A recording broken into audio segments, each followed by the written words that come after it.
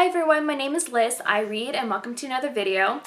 So this is going to be my 3 chick lit reviews. So I read 3 chick lits in the past month or so and I would like to review them. So let's just get on with the video. So I thought I would start with the lowest rated book out of the 3, and that is Waiting for Tom Hanks by Kerry Winfrey. This was a little disappointing. I still really enjoyed it, but I had a problem with the main protagonist. So what the story is about is Annie, and she is a huge rom-com lover. She absolutely loves them, and she loves it so much because her mother watched it with her before she died, and they watched lots of rom-coms together, and so she has a lot of fond memories with rom-coms because she watched them with her mother. She loves them so much that she went to film school to study film so she can get into the industry.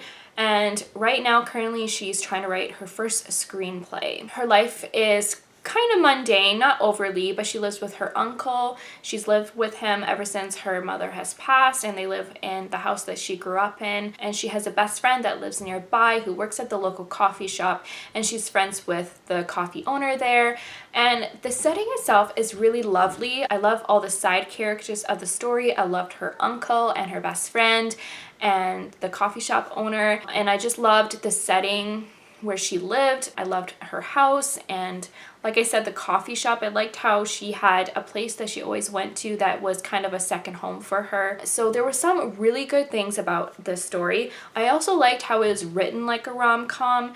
If you like watching those films, if you like watching romance comedies, then you would probably really enjoy this because it's follows the formula of a romantic comedy. Things change when Annie gets a job on set because a movie is being filmed in the area, and she gets a job being the assistant to the director, I believe. She meets the main actor who plays the leading role in the film, and it is about their relationship. I really loved the romance. I enjoyed the main leading man, definitely enjoyed him, and the romance between them was fairly good, and there were some really good romantic scenes in the story. My biggest problem with this story was actually the main character. Now, her as a character I enjoyed. I liked her personality and everything like that. The thing I didn't like was her inner dialogue, and that's the thing that bothered me the most. I found her inner dialogue very repetitive and highly focused on the romantic lead. It got to the point where it got annoying and bothersome.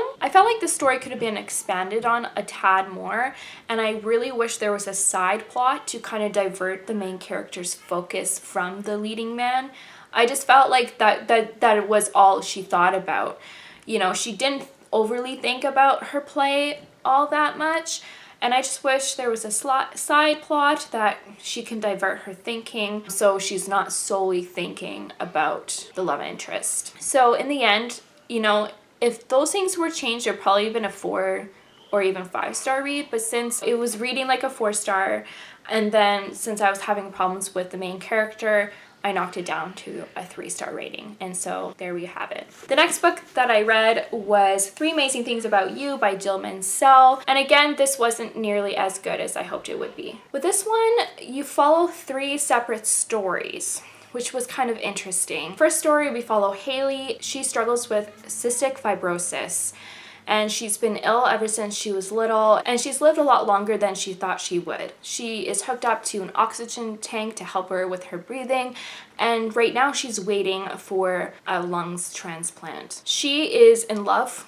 with her GP, and unfortunately she cannot be with him because obviously it's her GP, plus she is dying and she doesn't know how long she will live and whether or not she will get lungs, and so she feels like she cannot be with him because of those things. We also follow Flo, and Flo is in a dilemma because she really likes Xander, maybe even in love with him, but his sister does not approve of the relationship.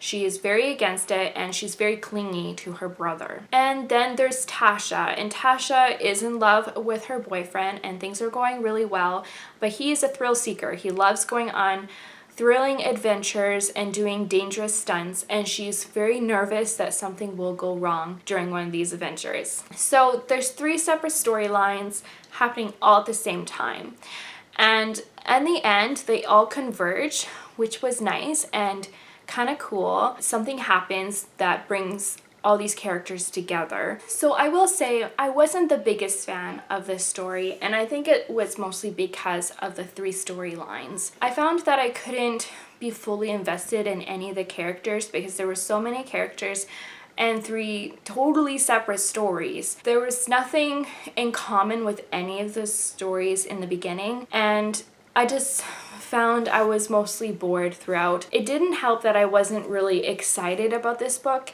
and that I wasn't overly interested in any of these stories. But I pushed myself through, and there were some really good moments in here, and there were some really heart-wrenching moments. Like, I did cry in this story. Even though I wasn't the biggest fan of it, it definitely made me feel some feels. In the end, I decided to give this a 3.5. The heart-wrenching thing that happened wasn't overly hard to bear. I was expecting it to be a lot sadder once I realized the direction it was going, but I'm glad that it wasn't nearly as hard-hitting as I thought maybe it would be. It was still hard-hitting and sad because I was mostly bored, and the fact that I didn't like 3 separate stories happening at the same time, I ended up giving it a 3.5. And lastly, of the 3 chiclets is Wedding Night by Sophie Kinsella. I love Sophie Kinsella. She's one of my favorite authors, and I really enjoyed this one because it was very different than what she normally writes. This story, we follow Lottie, and Lottie's expecting to be proposed by her long-term boyfriend. They've been together for 3 years and they love each other, and they've basically been living together for a really long time, and she's expecting he's going to propose, and he ends up not proposing,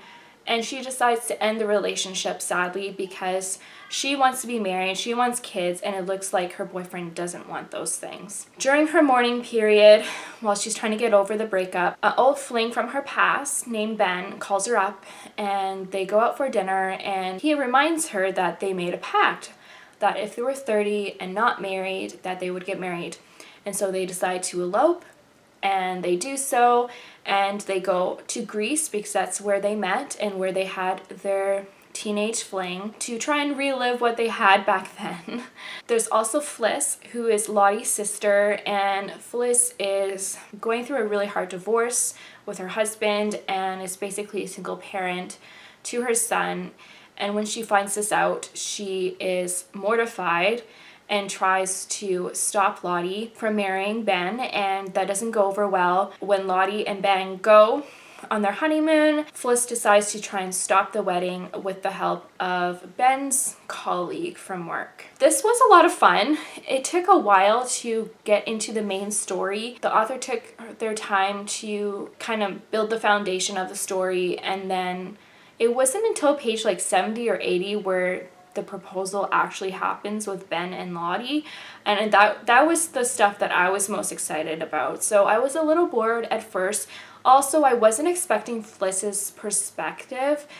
So we read from Lottie's perspective and Fliss's perspective. At first, I wasn't sure how I felt about it, but as the story progressed, I did enjoy her perspective as well. This ended up being a lot of fun and funny, of course, because Sophie Kinsella is always really funny. And I liked the concept of the elopement and everything like that. This is a very anxious read from a comical standpoint, so it's not bothersome or anything, but if you don't like reading or watching comedy about people having one problem after another, kind of like Meet the Parents kind of scenario, then don't read this because that is a lot of what it is.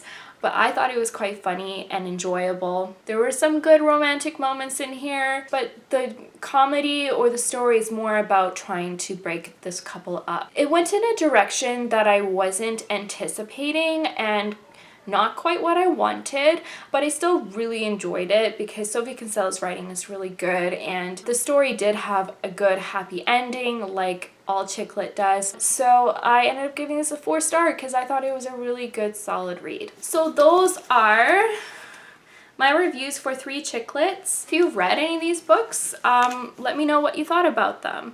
I know Wedding Night is not a popular Sophie Kinsella, but I think it's a little underrated. I think it was a lot of fun. So let me know what you think if you've read any of these books. If you like this video, please give it a thumbs up, and please subscribe if you have not done so. And you know what, guys? I want to keep reading. Bye!